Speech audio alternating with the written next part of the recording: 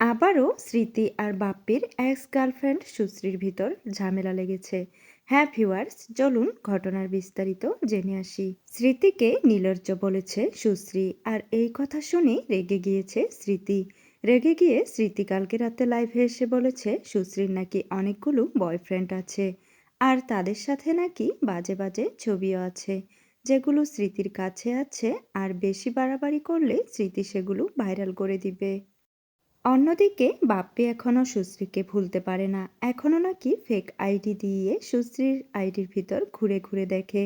এখন এগুলো নিয়ে অনলাইনে ডিজিটাল ঝগড়া করছে স্মৃতি আর সুশ্রী। এবার বাপ্পি মুখ খুলেছে তার এক্স গার্লফ্রেন্ড সুশ্রীর বিষয়ে।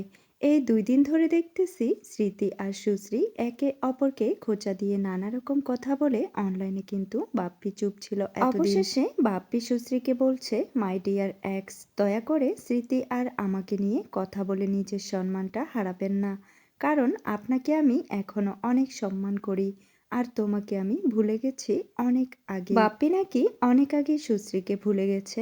আবার এদিকে সুশ্রী বলতেছে বাপ্পি নাকি এখনো ফেক আইডি দিয়ে সুশ্রীকে মেসেজ দেয়। স্মৃতি লাইভে বলেন, অন্যের মতো আমার হাজারটা বয়ফ্রেন্ড নাই যে একটা বয়ফ্রেন্ডকে নিয়ে পড়ে থাকতে হবে, একটা বয়ফ্রেন্ডকে নিয়ে মানুষের কথা শুনতে হবে, আমার পায়ের যোগ্যতাও তার নেই।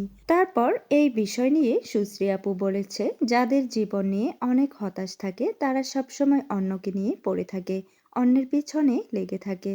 ভিউয়ার্স, এই বিষয়গুলো নিয়ে আপনারাই আপনাদের মূল্যবান মতামতটা কমেন্টে লিখে যাবেন। কে বেশি বাড়াবাড়ি করছে, স্মৃতি নাকি সুশ্রী? অবশ্যই পরবর্তী ভিডিও দেখার জন্য আমার চ্যানেলটিকে সাবস্ক্রাইব করে পাশেই থাকবেন।